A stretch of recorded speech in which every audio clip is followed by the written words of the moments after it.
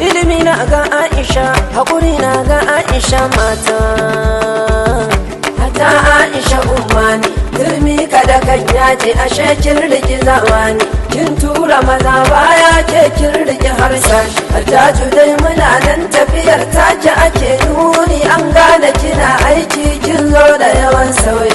Damina kina nan gashi kin buwatan a waƙar ki an kace kar mu sanya zaurance dan dai ta bu zamani. Da mun ga ɗan sarki sai mu fara jin kanshin mun daɗe da harsashi ƙwarya ta fashe ɗaki.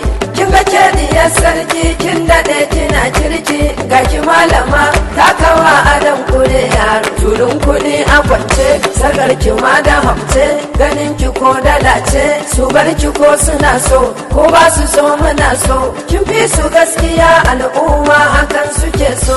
Sannan na tabbata Allawa ya tallaka ta gama iso ta taimaka ga maman mara uwa har mai uwan ta tallafa ko a ina hakan take. Aisha ce uwa gaba mata na sahun gaba mata na sahun a ciki Aisha na gaban gaba Aisha na gaban gaba. Aisha umma ne ashe kin tar zamani ku ce Aisha na sahun gaba. Addini hatta Aisha, ilimi na ga Aisha, haƙuri na ga Aisha mata.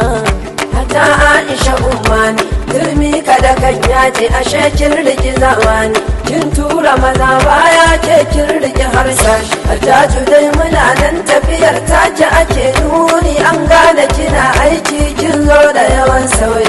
Damina kina nan gashi kin buwatan a waƙar ki an kace kar mu sanya zaurance dan dai ta bu zamani.